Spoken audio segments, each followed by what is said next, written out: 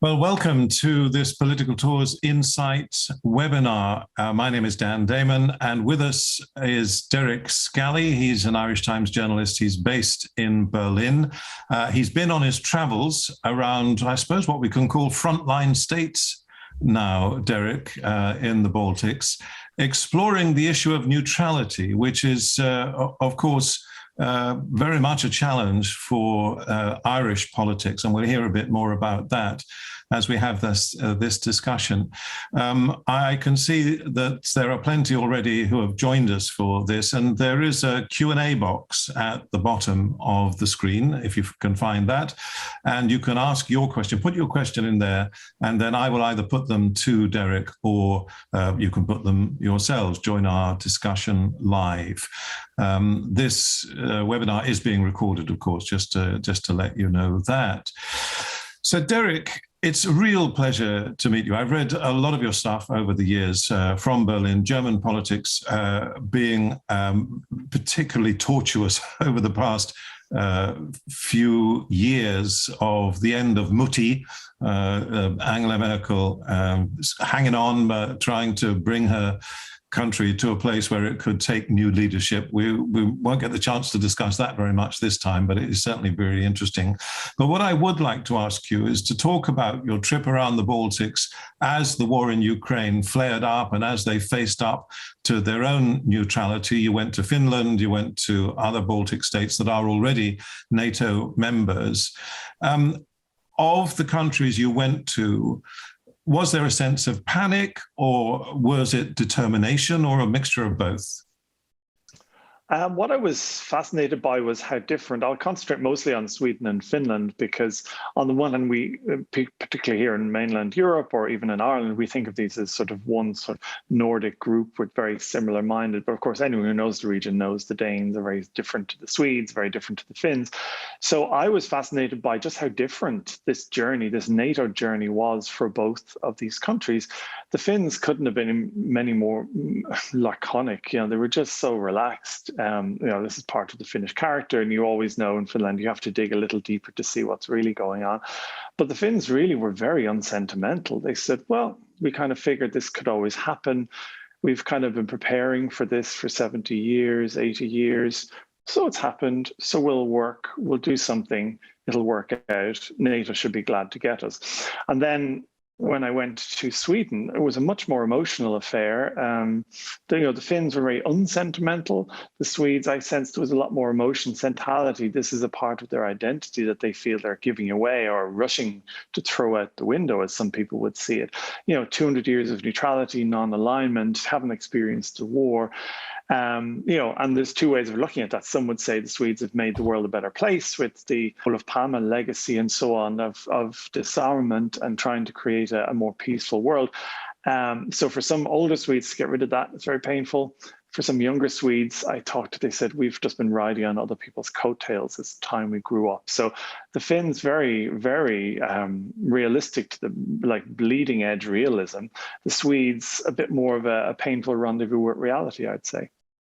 Of course, maybe you'd remind us of Finland's history with Russia. How long do we have? Recent history with Russia is when Finns look at Ukraine, they're reminded of their own past. The Finns lost 10% of their territory to Russia in a negotiated peace in the Winter War at the start of the Second World War. The Finns felt they were left alone with the Soviet Union as it was at the time, and they put up a tremendous battle. Something other countries like, say, Poland would it touches buttons there too. But in Finland, the memory of this is very strong. The memory of losing 10% of the territory is very strong.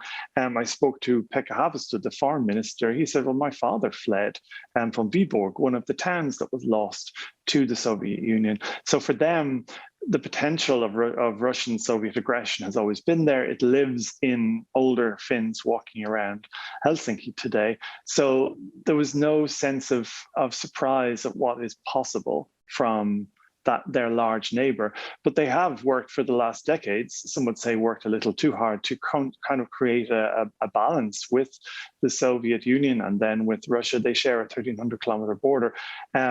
But they've just basically realized it's over. That period has ended. Trying to keep balance really isn't worth it anymore. We now have to think about ourselves, and that's the geography and the history really are really in the forefront in Finnish minds, even in younger Finns' minds. You would think the further you get away from a historical event like the Winter War and the Cold War period, that younger Finns, like a lot of countries, they have no memory of war, they know prosperity, they know peace. But many younger Finns as well, I was quite impressed. I've never seen anywhere else in Europe or let's say in Western Europe, where the history is very much lived, it's very much present, it has something to tell, and you'd be a fool not to know and to react based on your history, not just geography. How good is the Finnish army, and how welcome will they be in NATO? Well, this is the thing. And many of the Finns I spoke to, they said NATO should be glad to have us, not the other way around, because if you look at the map of Europe, there was always this gap just at the top there. And the Baltic countries, Estonia, Latvia, Lithuania, of course, they got into NATO as quickly as they could, and the EU could follow later on. But there was that gap, and Finland's army is top notch. I mean, everyone will say it. It's army, it's air force, it's marines. They just have been spending money consistently over the decades. They never, unlike Sweden, they never stopped spending. They agreed, all of the parties, cross-party agreement, that foreign policy is beyond politics. It is not a matter, it's not a political football, and strategic elements of defense policy are just not up for negotiation. So they remarkably just kept spending money on the bunkers. We can maybe talk about that a little later, bunkers. They still have volunteers going in doing their service on an annual basis to keep themselves up to date. And really, if anything, they fear they're going to be, other NATO members are going to say, oh, that's great, Finland, we'll just leave all that corner of Europe to you, we're just going to go back and do something else. So if anything, the Finns I met were more concerned they might be taken advantage of to police a little bit too much of the Baltic area. But we shall see. I mean, some of the people I met who were opposed to joining NATO in Finland, and they did exist in the Social Democrats in Finland. There were many people who also thought this was being rushed, this was being bulldozed through. They said, well, it's all very well for us to join NATO, but with our 1,300-kilometer border, it's quite likely that we'd be the first strike area. This is where Russia would move in. So, we'll be gone before NATO's Article 5 Mutual Defence Pact came in. So they've been quite fatalistic about it. But I think one thing all Finns could agree on, whether they're for or anti-NATO, is Finland is ready. I can see that some have joined us as we've been talking. You're with the Political Tours Insight webinar. Derek Scally, who's the Irish Times journalist in Berlin, is our guest. And a reminder that you can ask questions. There's a Q&A box at the bottom of your screen, I hope. And please put your question in there and I will put them, or you can put them to Derek. Derek, you mentioned the Baltic states. Let me put a point to you that you do hear made in many areas, particularly, I suppose, amongst people from the left in politics, that it was NATO expansion that created this problem, that somehow by including Estonia, Latvia, Lithuania, they provoked Russia. How much credence does that get in the places that you've recently been? Not much. An analogy or a metaphor I often hear is these countries feel like abused wives. And if they've managed to escape their abusive spouse, and then somebody who they've fled to tells them, oh, you shouldn't have provoked your husband. I mean, that's like the first opportunity the Baltic countries got. They literally fled to the West. They asked to join NATO. I don't think anyone up in Estonia feels, or in Latvia, feels that they were bullied into joining NATO. Last week, it was interesting, this notion that there was an idea that NATO would never move west, that Russia was promised something. Last week, a colleague of mine asked the German Foreign Ministry, so this was part of the whole negotiated transition to German unification, and they asked the Foreign Ministry, are there any documents that exist to say that Moscow was promised there will be no Eastern migration? And it's a very tough thing it's just settled in people's minds that Russia was somehow promised something. And the Foreign Ministry said, we have nothing that says Russia was promised. Now, there may have been promises made, but was there anything on paper? Is there anything in international law that says this cannot happen? And they said no, but the whole narrative, it's been quite successful by Russia. The whole narrative is now that we have to prove that something didn't happen, whereas they should say, well, produce, it's a bit like Obama and his birth cert, produced a piece of paper that proves he wasn't born in the US, and yet Obama had to prove he was. So in the Baltic countries, that doesn't cut much ice. And Finland, somebody I met in Finland said, well, even if there was an agreement, by invading Russia, all bets are off. So there isn't a plan to say they shouldn't move east. The idea that we shouldn't be provoking Russia is like we all should conspire to somehow keep the abusive husband calm. And I think when you're up in that part of the world, these arguments are all nice and theoretical. But they are entitled to define their security interests. And there's something slightly paternalistic that these countries shouldn't have done something that might have provoked that they should somehow offer themselves up as some sort of a security buffer to Russia. Again, Merkel, I was at an event last week with Merkel, and she said, well, this is how Vladimir Putin feels, and I have to act accordingly or have that in my mind. Doesn't mean that I believe it, but I have to work around this. So it's very complicated, but I think when you're up in that part of the world, when you've had the history you've had with Russia, you're not really too interested in what Russia thinks at this stage. Let's come to Sweden then. You went to Sweden. As you say, peace is more in the DNA of the body politic in Sweden. I mean, like me, you've traveled, I'm sure, and you come across Swedish peacekeepers in all kinds of places, Africa, of course, across Europe. So I guess more difficult for Swedes to contemplate the idea that they're now on one side of a war. Yes, very much so. I mean, you don't give up 200 years of history lightly. 200 years of peace, 200 years of non-alignment, 200 years, and particularly in the post-war era, of being what they always called themselves, the human rights superpower. They said we might have lost our kingdom, but we have credibility in the world. We are a go-to for peacekeeping, for talks. If there's any sort of conflict parties, they're quite likely to be squirreled away in some obscure hotel in Sweden because they had a credibility. So I met many people, particularly older Swedes, particularly the older political set who would have been, grown up and worked together with Olof Palme. I met actually one of his closest assistants, Pierre Schori, and he said, we're giving away the crown jewels. This is what defines Sweden. This is what our contribution to the world, particularly in the post-war era and the Cold War. And he said, I can't believe we're just throwing this out the window. And so there's a huge sense of bitterness there and a huge sense of uncertainty that Sweden, much less than Finland, is not necessarily reacting in their national interests or in their security interests, but they're going along with the flow. There's one researcher said to me, the difference she finds between the Finnish debate and the Swedish debate is the Finnish debate is having a cold, unsentimental look at its interests, its geography, its history, and said, well, we're just gonna do this. We were ready. We always feared this might happen. We're going to do. And she said in Sweden, they haven't been spending their money on defense like the Finns have. They aren't prepared. Their military isn't as prepared, but they're sort of going along with it, she said, because the norm now is to do this. And anyone who knows Swedes, they're quite culturally, there's sort of a sense of wanting to do the right thing, be in the right place at the right time, wearing the right thing. So she said, I'm worried slightly that we're going along with it because the norm is now to join NATO. Finns have sort of bounced them into this.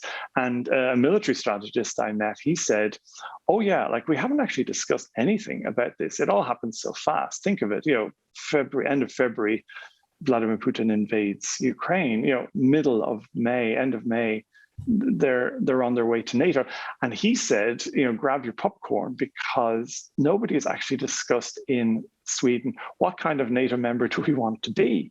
And I think that's fascinating, the idea that you're going to rush into something and you'll worry about the details later. But many people I met in Sweden, they're not, and the polls show this, they're not 100% sure. How do you feel about going to war if another NATO member is attacked? Many of the old Olof Palme people said many Swedes haven't really discussed, well, how does it feel being part of the NATO first strike policy? If you want to launch a nuclear weapon first, NATO feels it is entitled to do that.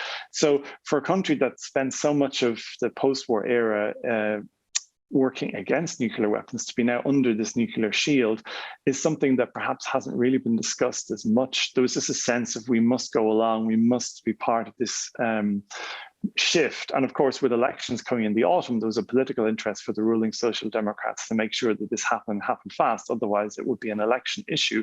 Some people would say that's exactly what it should be, an election issue, but they were afraid there would be a stick that could be used to beat them.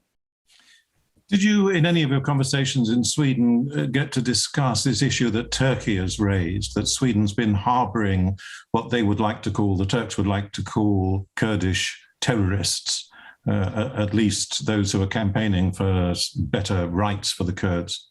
I was just leaving when that started to flare up. Somebody senior did say to me, well, whenever you have anything unanimous, and NATO enlargement, it always requires unanimity among existing members.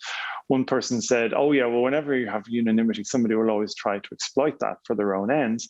But I think they were quite surprised by how quickly this came from Turkey and how brutal it was. I mean, last week they released a 9-point plan, basically saying this is what we want you to do. Everything from extraditing people, which, you know, if you have separation of powers, you can't really, a government cannot promise it will extradite people, banning symbols, banning websites, and so on. They will be able to deliver some of it, they've said to me, but they can't deliver all of it. So it's they're hoping that other members will be leaning on Ankara to say be realistic, but there'll probably be some movement, and Turkey, Erdogan has certainly seized the moment.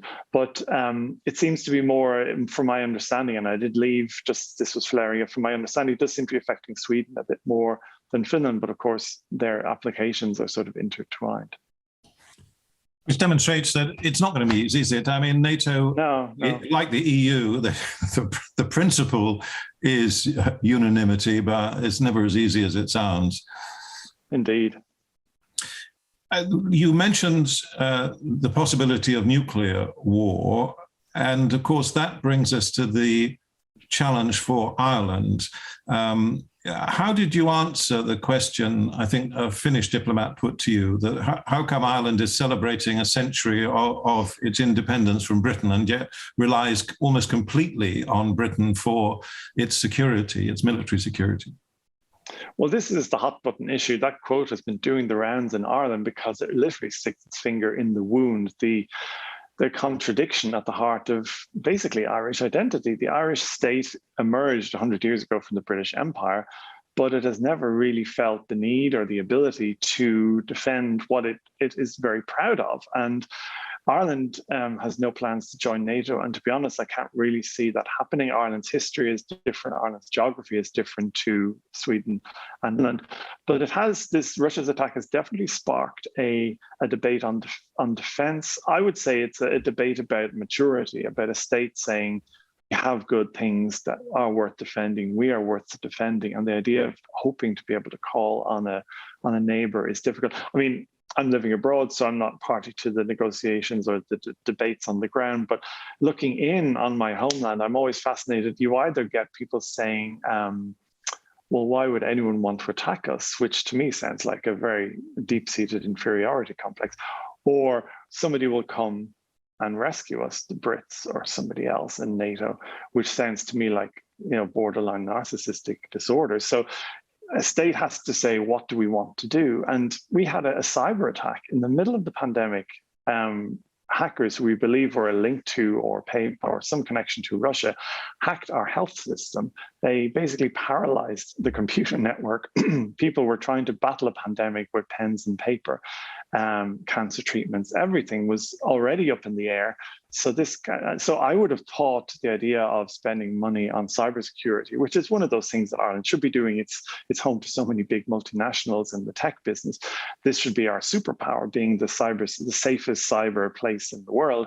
But it's a very tough sell. I think, you know, there's just a suspicion of militarism. There's a suspicion of NATO.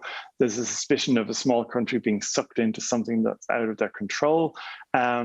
But what I'm starting to see in Ireland is that when you mention the word defense, traditionally you hear the word defense, people hear NATO, and then they immediately say, we're not joining NATO. And you say, no, defense means defending yourself.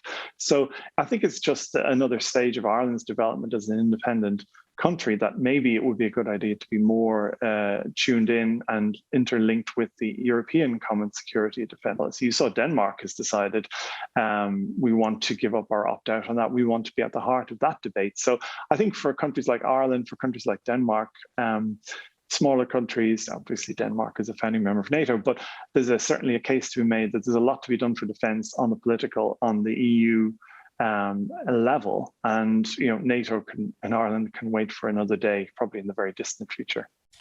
Reading your newspaper, the Irish Times, as I do, you don't go very long through a month when yet more criticism of the state of Ireland's defence forces comes up. I mean, there's quite a lot of insults, which is unfair in some senses, because Ireland's contribution to UN peacekeeping has been heroic, and let's be honest about that. But I suppose in terms of equipment, Ireland is in a pretty shabby state. That's true. I mean, when I was in Finland, I met the Chief of Staff of the Defence Ministry, and he has huge connections to Ireland, and he was involved in a review that appeared in Ireland, the Defence Forces Review, which looked at everything that, the current state and what would need to happen. And he basically said Ireland needs to be spending 3 times as much just to get in the game. I mean, the idea of Ireland, people being so anti-NATO, people in Ireland have said, no, NATO wouldn't want us. We have nothing to give NATO. Why would we? So we're not even going to join because we couldn't get in. So he said we really have to spend 3 times as much on defence. So we're starting to get into a position where politicians are, I hate to use the word softening people up, but it's coming up again and again and again. And one of the arguments that I haven't heard, you mentioned the peacekeeping. Like, why is it that we are so proud of our peacekeeping abroad, which we should be, but not of our self-defense? So what good does it do if we have people out in Lebanon keeping the peace if our country isn't in a position to defend itself? So again, it probably won't be a conventional attack if one ever comes, but the idea of having respect for the armed forces, Ireland has always been quite ambivalent about its armed forces. We like them when they're doing nice things abroad. Should they be doing anything in Ireland? Perhaps not. It almost has parallels to Germany, with a very different idea. In Germany, the defence forces cannot do anything in their country without a clear mandate. In Ireland, it's almost the same. So we haven't really worked out what is our relation to our defence forces, and I think politically in the past there was very little to be gained by saying I'm going to earmark a huge chunk of money for defence spending.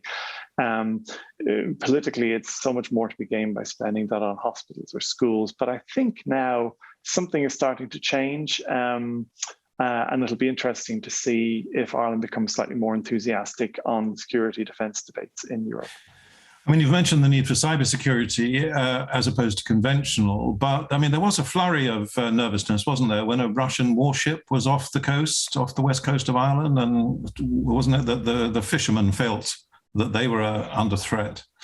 Yes, it was one of those sort of, the Germans have a word for it, Fremdschämen. You're just embarrassed on other people's behalf. I mean, CNN was there off the coast, the southwest coast of Ireland, because fishermen went out to tell these Russians who were on a fishing expedition, just happened to be near where all the intercontinental cables, telephone and data cables happened to be. So these fishermen went out, and of course it was television gold. But is this really what an EU member in the 21st century in a continent at war should want for itself? We have some boats which are over in the Mediterranean, with the migration issue, fishing people out of the water and so on. But the fact that we aren't able to defend our coasts, we have no radar. When you ask people what the Irish Defence Forces have, I mean, some people say it's a contradiction in terms. There's no defence capability there. So the report, which came sadly 2 weeks before the war, I think if they'd filed it a month or 2 months later, we would have. There were 3 options. Option 2 was to triple the spending, but the option 1, to keep things as they are, they said if the current status quo continues, we will not be able to defend ourselves, which I thought was interesting verbally. If the status quo continues, we aren't able to defend ourselves today, not just in the future, but today. So again, it's an interesting debate. It's probably less exciting than Finland and Sweden. There won't be any NATO letters from Ireland going to NATO headquarters, but I think in the European debate, it will be interesting. Now, we've had some questions about Germany, naturally, Yes. and I'll ask you that in a moment.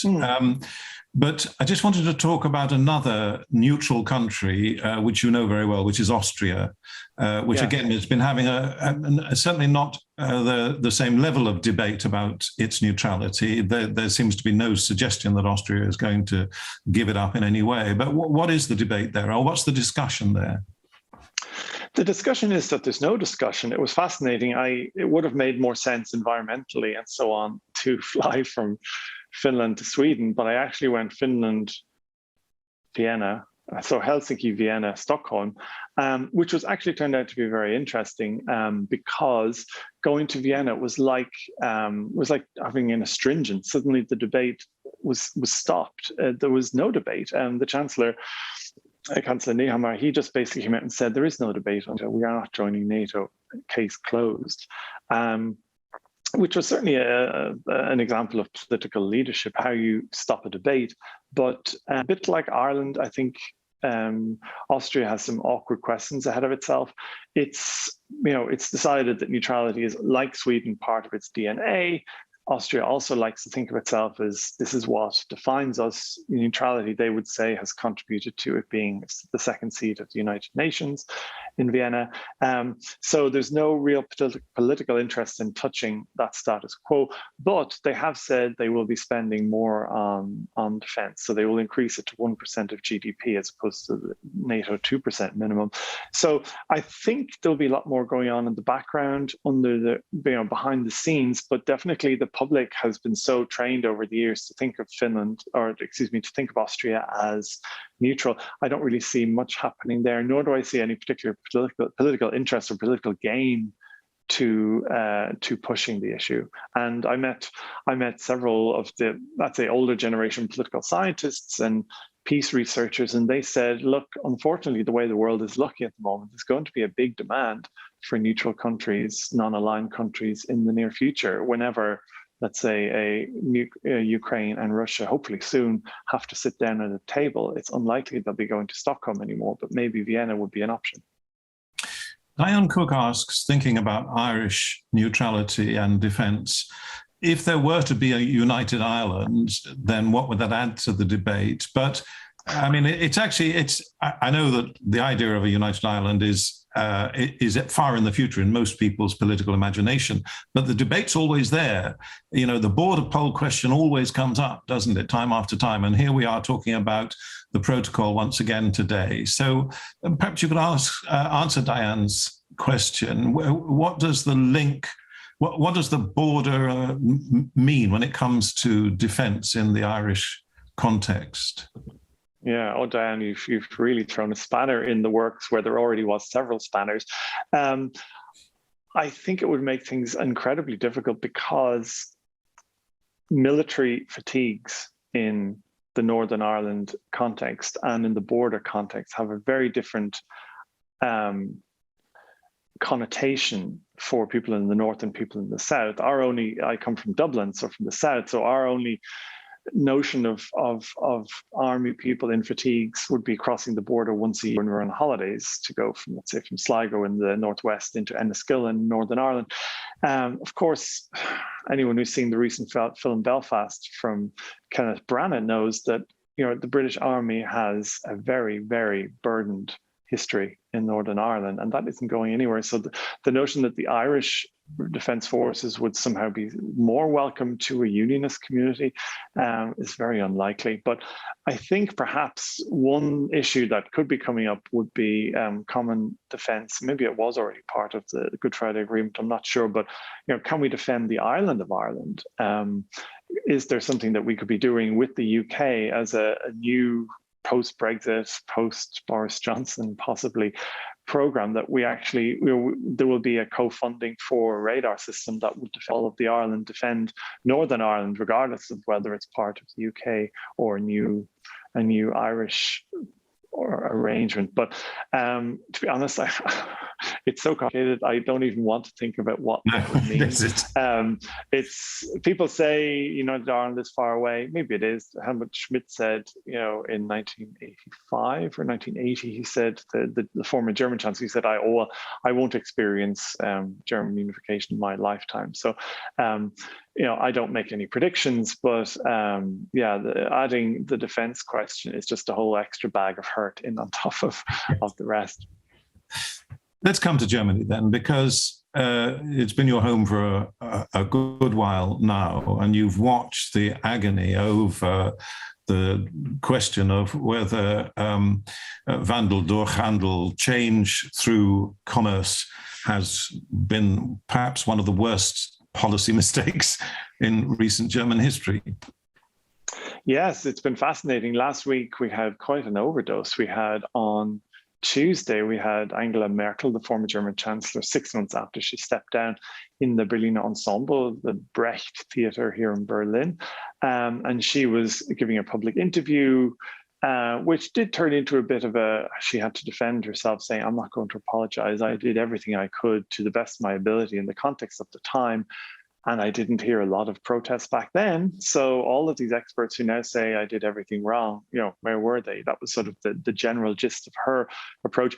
The day later, we had Olaf Scholz, her successor, Social Democrat successor, on and off the record. And he was basically saying, we are getting hammered from all sides for not doing enough for Ukraine. But, first of all, he said some of the people who are criticizing us the loudest are doing less than us.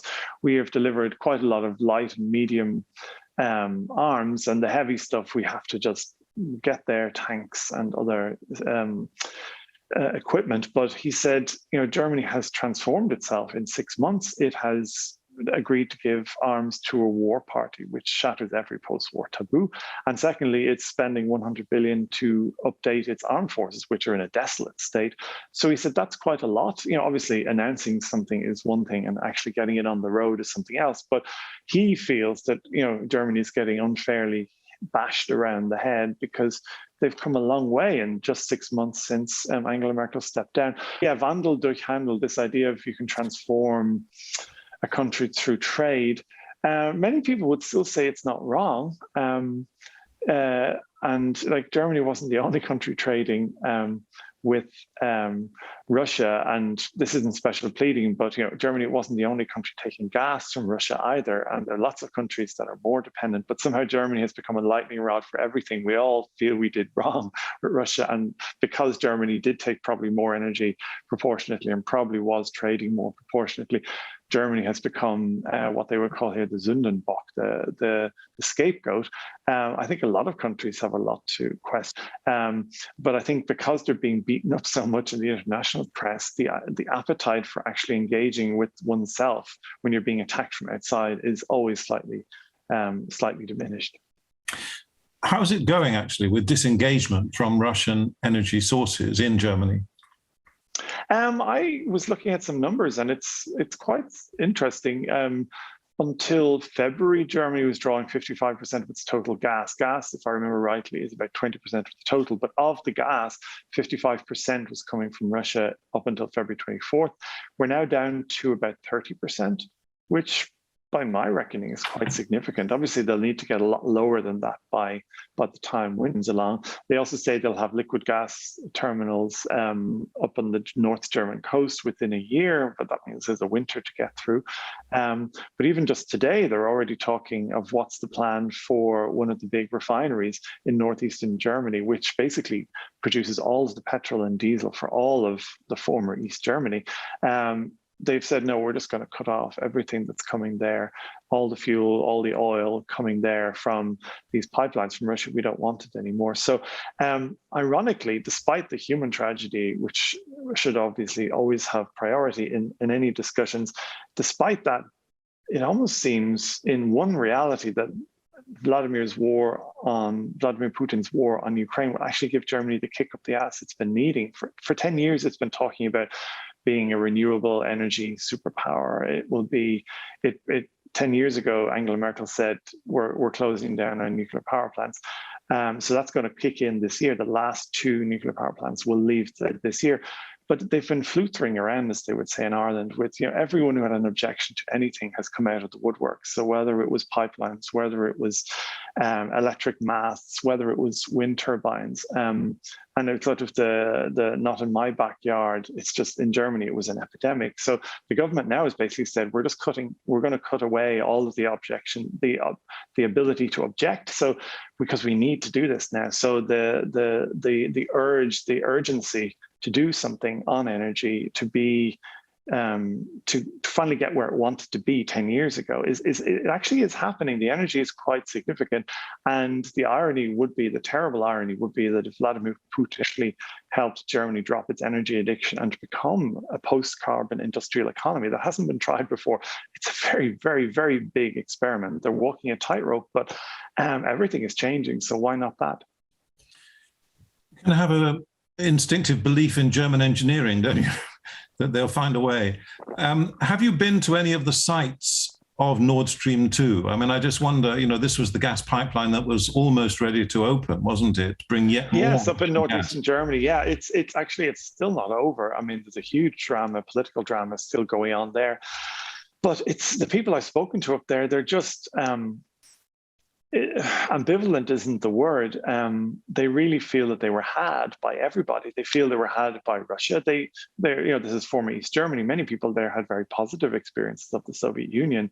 They didn't feel necessarily that they're being held hostage, the way Westerners might look in. So the idea of Easterners being sort of completely antipathetic to Russia just isn't the case up there. They say we have business relationships. We have no illusions, but they've always been, reliable business partners. So like Putin in many ways has gone even further than the worst of the Soviet times. He's done something that no Soviet leader ever did in their eyes. So they say, well, we have to just live without this pipeline. But Angela Merkel said something very interesting last week. She said, if you want to know how erratic Vladimir Putin is, why didn't he just wait a few months? Because if he'd waited a few months, Nord Stream 2 would have been up and running. Nord Stream 1 is still operating. So it would have been very interesting what would have happened if Putin had waited for Nord Stream 2 to get its certification, because that's what's been stopped. It's physically complete. It's ready to go. All it needs is a cert from the German Energy Network Agency. And that's what Olaf Scholz has said. You're not getting that. So that's the only reason the pipeline isn't working. But if they'd gotten the certification and it was working, I'm fascinated by the idea that Germany would have let both pipelines continue to work, not just one.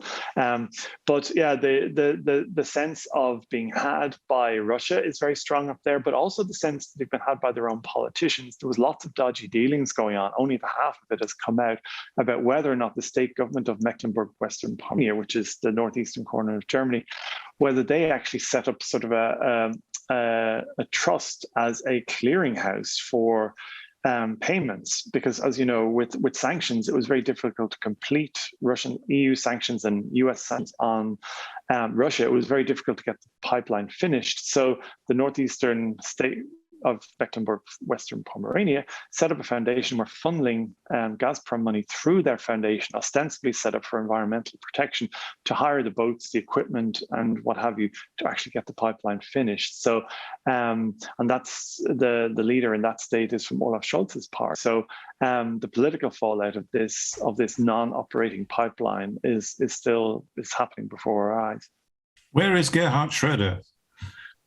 Oh, I think he's counting his money in Hamburg or in Hanover. He, interestingly, he has said, look, I regret nothing. He told the New York Times, I still believe Vladimir Putin is an honorable man. I wouldn't have done this war, he said, but I regret nothing. So he's a pariah. He's just, yeah, he has his money, but he doesn't have his reputation anymore. So for a politician who always liked to be sort of your best buddy, that was, the kind of guy who'd slap you on the back and buy you a drink. He's completely a persona non grata. His own party doesn't want him. Any of his honorary football membership or town, freedom of cities, it's all been taken.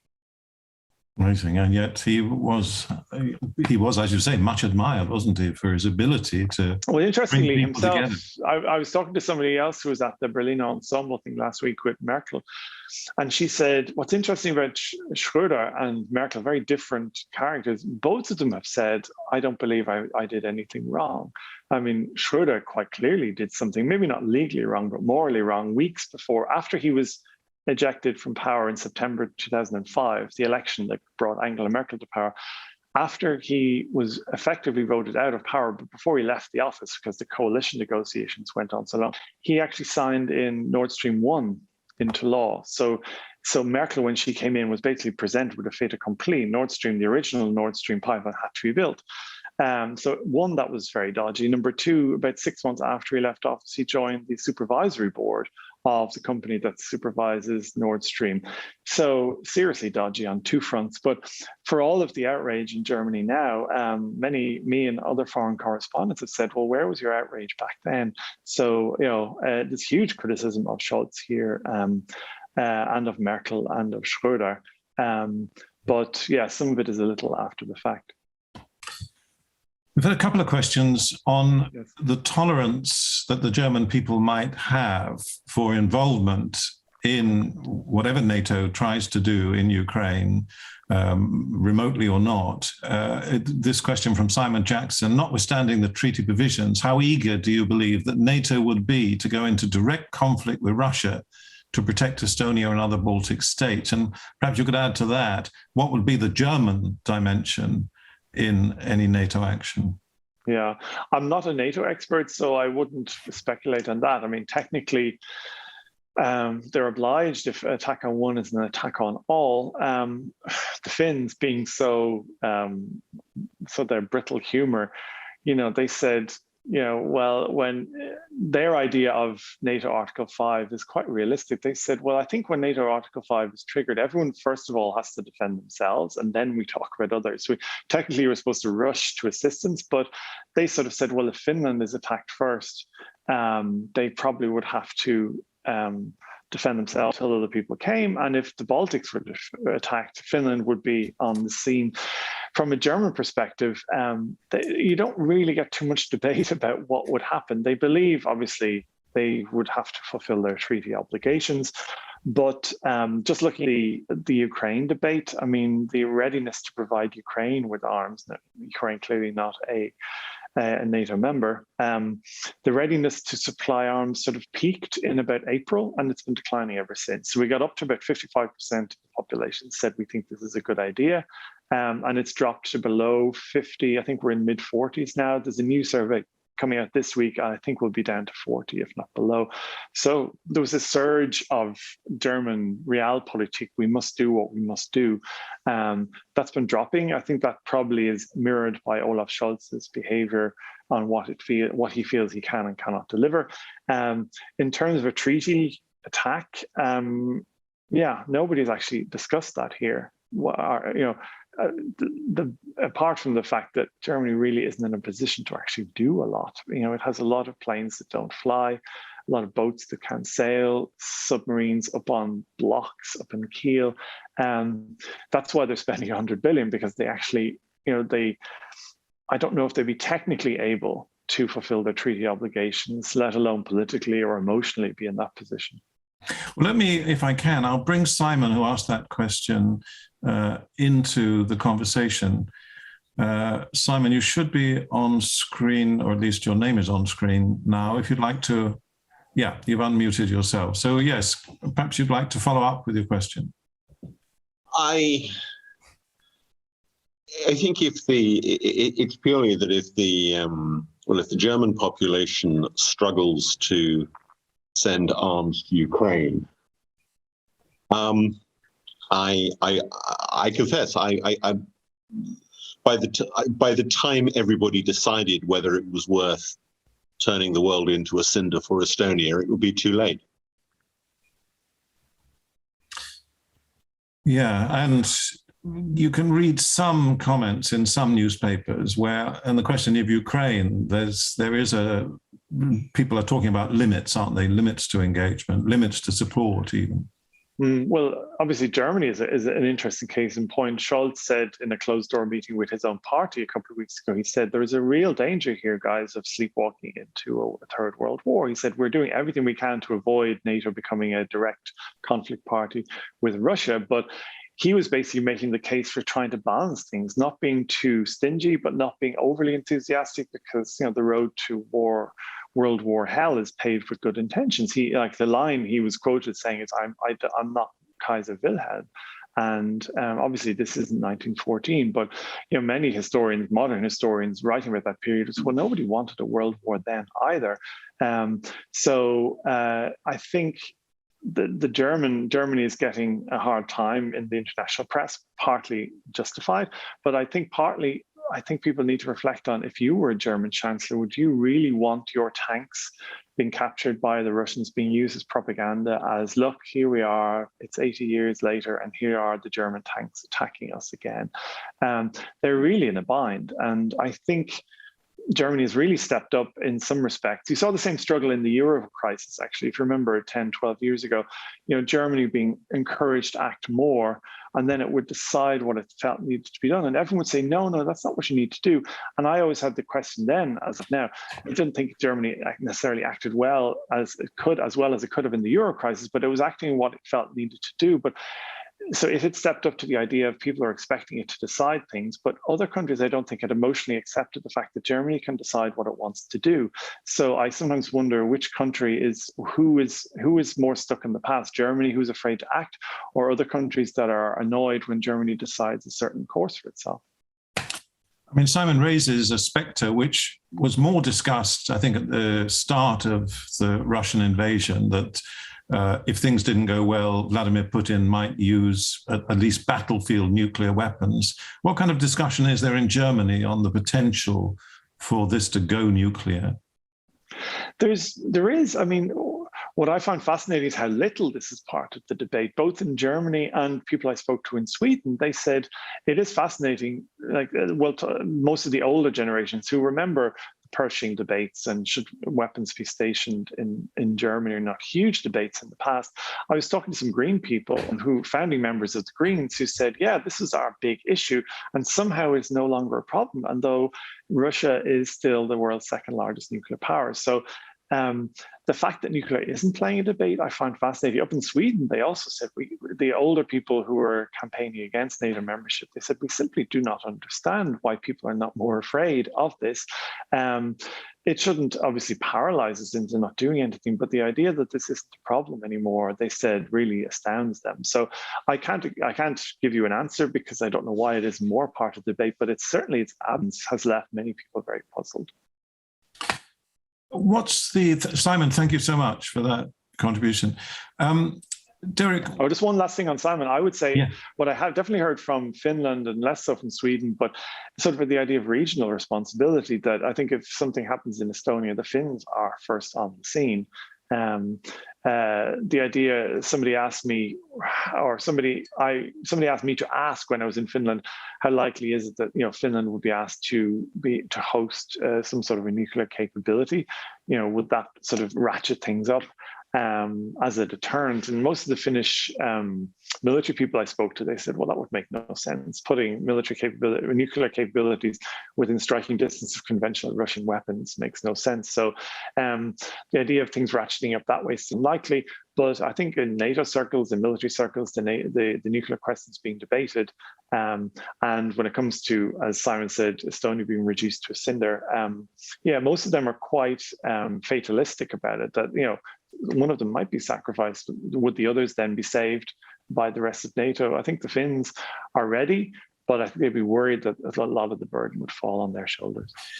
I remember interviewing an Estonian minister who said they had prepared a country in virtual reality, so that if they were to be forced out, they could literally move the whole country, the whole government, and any of the population that could escape, and they could be Estonia somewhere else. It sounded a bit scary to me, but they're pretty good at that kind of thing, aren't they? Yeah, I remember years ago I interviewed the Lithuanian president, and she told me she was a teacher, and she was being beaten up at the time because her fellow teachers were calling her a traitor because they were spending so much on defense and not enough on schools, as they said. And I asked her about that, and she said, I agree with my colleagues, we're not spending enough in education. But she said, when we've had a history like ours, the amount of money we're spending on defense seems like really competitive insurance rates. So, that really sums up the attitude up there. I was going to ask you, what hope is there for German diplomacy with Vladimir Putin still? There's so many connections, aren't there? There are so many things that Germany built with the Russian government over so many decades. What's left? Nothing really. There's still some business interests. Not all German businesses have left. And there's also some fancy footwork, business still operating in Poland and going across Ukraine into Russia. But no, there really isn't much there. And I don't think we've seen the last of this soul-searching debate. We're still very much in the early stages. We've gotten over the initial shock in Germany of the war. How could this be possible? And lots of people who were very wrong about Russia, particularly in the Social Democrats, they've said, oh yeah, mea culpa. The German president was really at the heart of Frank-Walter Steinmeier. He was part of the Schröder administration, but he's always been very much a believer in change through trade. He's also said, I got it wrong. But when you ask them, well, why did you get it wrong and what do you plan to do now? I don't think we're quite there yet. But I think, everyone says, even business people, they said it's just very hard to imagine anything with Russia, of anything constructive of Russia in the future. And some German officials I spoke to, they said, well, we can't really see any appetite for engaging economically with Russia. But it's still there. It will still be there in the future. But at the moment, there really is no capacity. They're still trying to coordinate their military response in what they can and cannot give Ukraine. Any discussion about what might be done to remove Vladimir Putin? Not that I'm party to, but I don't get invited to all the best parties. But it is fascinating, given that he had his connections to Germany. He was a KGB agent in Dresden when the wall fell. He speaks German. The ultimate term of abuse these days is Putin-Versteher, somebody who's sort of has an affinity or likes to try and understand Vladimir Putin. I would say there's lots of Putin-Versteher all over Europe, but it is really a term of abuse now. And particularly in Eastern Germany, who always have had, even before the Cold War period, always had close ties to Russia. It's quite a tragedy because there was a lot of good going on, even in Finland. I mean, I went to a border town 30 kilometers from the border, and they said, look, we spent last decades, particularly in the last 3 decades,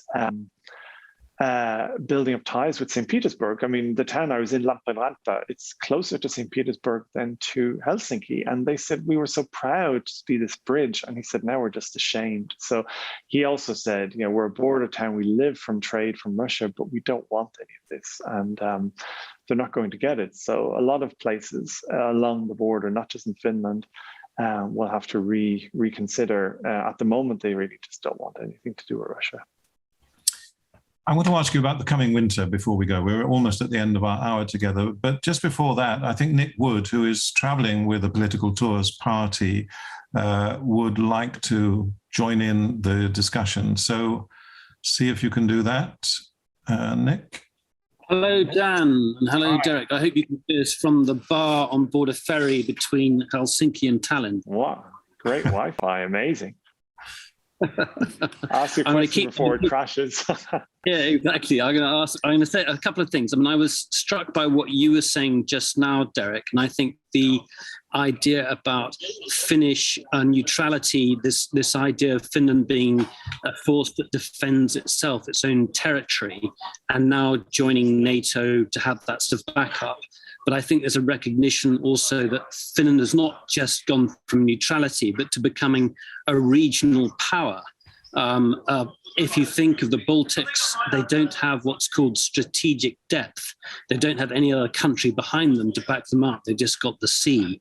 And so effectively, Finland becomes that strategic depth. And already the Finns have quite close relationship with the Estonians in terms of defence forces. So it seemed to me that Finland was rapidly moving into a role that had very much changed from itself in a very short period of time. So that was one of the things I was struck by, and you mentioned. The other thing was we met with a very senior member of the Finnish Foreign Service, and we were talking about possible outcomes in Ukraine. And he talked rather gloomily about a sort of Korean Peninsula situation where you have no agreement, you have a sort of frozen conflict, a front line that's sort of frozen possibly in concrete, and that because neither side can come to an agreement. I'm just putting that thought out there. And then the other question we did ask was about the use of tactical nuclear weapons. And I spoke to a senior of the Finnish Defence Forces, a very senior member, and he effectively talked about a sort of a dead cat posture. In other words, the frequent mention of nuclear weapons is being put out there, obviously, to scare us off, and they didn't take it seriously. I mean, I'm just repeating what they said. So just a few thoughts from here, not really questions.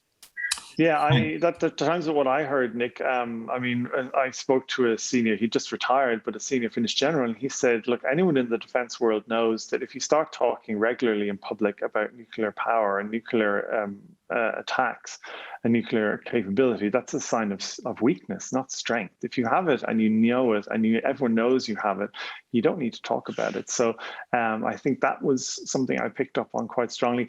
Also, the idea of regional power. I mean, Finns are quite modest. Really, I think they're quite happy to cooperate with the Baltics, particularly with Estonia. Huge cultural ties there. But the worry is that they would be overstretched, and that they have just spent enough money to be able to defend themselves quite comfortably. But that would then be stretched over a greater region.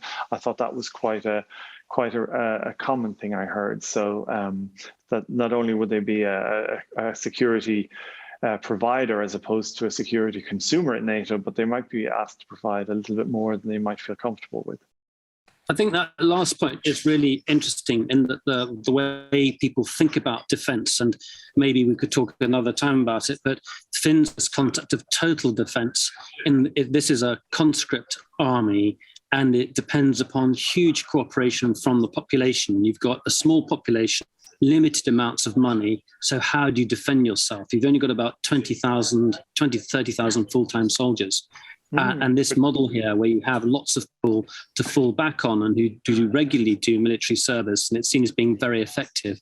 And the question is, does that model work elsewhere? Well, does it work in the practice is the other matter. I think Finland also is saying, the idea of this border has, they're coming up with new border legislation to put actual physical border through the forest, 1,300 kilometers, beat that Donald Trump, but they say it'll be cybersecurity. They were actually surprised that so little has happened since they actually sent in the letter. But if there's going to be an attack, it would be something on the cyber end or a hybrid attack, because it's just so much easier and cheaper for Russia. And they also said, look, the Russians aren't on our border; they're down in Ukraine. So the idea of Russians doing something provocative on our border, it just the manpower just isn't there for that. Derek, we're almost out of time. I just wanted to ask you, just in a couple of minutes, how the Germans you're meeting now are talking about the winter. We're in summer, the gas is an issue, it's a political issue, but it's not at the moment a supply issue. What are people preparing for? Oh, they're preparing for the worst. I mean, we already have inflation at, 8% or higher? So people already, it's the middle of the summer, people aren't usually heating their homes, but they're using gas for heating water and so on. And they're already saying we can't pay our bills. So this could be, this could probably be the moment when the war actually comes. I mean, compared to the refugee crisis, the people who've come to from Ukraine to Germany, it hasn't really been visible. The war really hasn't hit here. The inflation has hit, butter over €3. This is a hard idea for most Germans. But the energy will be a destabilizing factor. because they won't be able to cover everything. I talked to people in the economics ministry and said, no, we're planning furiously, but everyone is trying to plan at the same time. So I don't really know if Germany is prepared for the winter. I don't know if industry is prepared. It's something I'm actually researching at the moment. Germany needs energy. It's a manufacturing country, so it's a very messy winter coming, and nobody really knows where it's coming. The only drop of consolation, I would say, is that Olaf Scholz is, by the winter, he will be 1 year in office. He still has some time to go. I think his government can weather a lot. It's quite a broad coalition. It's Social Democrats, centre left, it's the Greens, and the pro-business Liberal Free Democrats. So they have quite a spectrum there of people they can bring in, and they have a very visible, quite talented economics minister, Robert Habeck from the Greens, and he's already started a campaign this week of simple things you can do to reduce your energy bill. So the idea of reducing your energy bill campaign being launched in, it's 25 degrees in Berlin. I think that they're already starting us now. Shows you how seriously worried they are. They in public, they're all quite confident we will manage this, but the fact that they're starting now suggests that they're preparing for the worst. Derek Scally, it's been really fascinating. Your expertise and your travel journal has been really interesting to follow. So thank you very much for sharing some of that on the issue of neutrality. Thank you for the questions, and to everyone on the boat in the Straits there. Just to mention before we go, this is recorded, of course, so if you want to watch it again, if there are some of the points you didn't pick up on, then you can do that. And we're back again this Thursday. David de Jong is joining us to talk about Nazi billionaires, where the money came from for big companies like Porsche, Volkswagen and BMW. So that's another insight from Political Tours this coming Thursday. Thank you so much, Derek. Hope to meet you again face to face. Thank you. Thanks so much. Take care to everyone. Bye-bye.